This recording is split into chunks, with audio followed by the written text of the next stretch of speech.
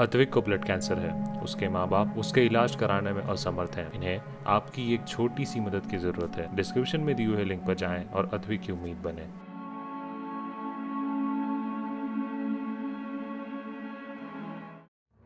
Corona की दूसरी लहर की रफ्तार तो धीमी पड़ रही है। लॉकडाउन के बाद कई राज्य पाबंदियों पर छूट भी दे रहे हैं, लेकिन कई राज्यों से आई तस्वीर को देखकर लगता है कि अनलॉक होते ही कुछ लोग तीसरी लहर को न्योता दे रहे हैं। पहले आप इन तस्वीरों को देखिए। ये महाराष्ट्र के नागपुर की तस्वीरें हैं, महात्मा गांधी फूले बाजार की। ये महाराष्ट्र के नागपुर की तस्वीरें हैं। इस भीड़ को आप गौर से देखिए और ढूंढ लीजिए। आप चाहे तो गिनती भी कर सकते हैं मास्क पहने कितने लोग हैं। ये साफ दिख रहा है। महाराष्ट्र में महीनों बाद अनलॉक की प्रक्रिया शुरू हुई है। जैसे ही बाजार खुला, लोगों की भीड़ लग गई। ना मास्क, ना सोशल डिस्टेंसिंग, ना कोई कोरोना की गाइडलाइन। मानो ये बाजार कोरोना फ्री हो गया हो।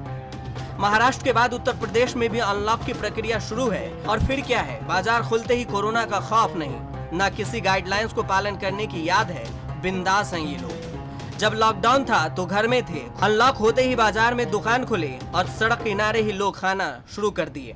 ये तस्वीर है यूपी के भरतपुर की। लोगों ने ऐसा सोच लिया है कि अनलॉक होते ही कोरोना खत्म हो चुका है। ठीक कुछ इस तरह ही हाल है कानपुर की। बाजार खुलते ही लोग कपड़ों की खरीदारी के लिए निकल पड़े। आलम यह है कि ना फेस पर मास्क है, ना कोई कोरोना का ख्याल।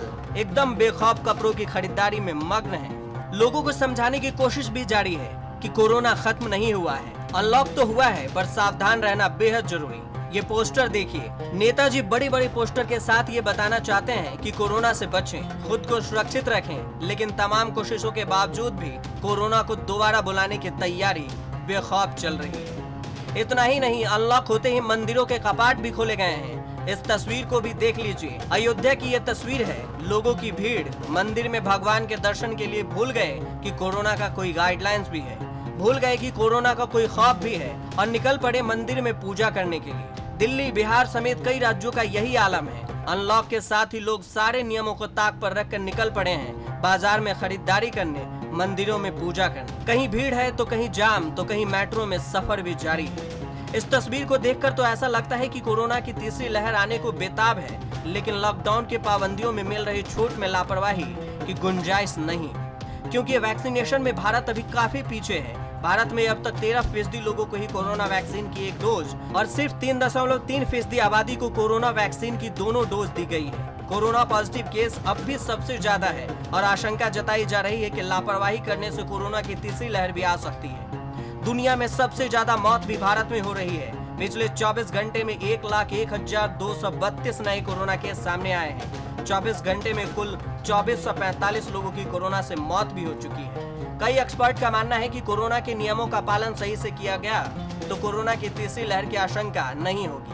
लेकिन वहीं कई एक्सपर्ट कहते हैं कि कोरोना की तीसरी लहर आने के पीछे लापरवाही भी एक बहुत बड़ा कारण हो सकता है।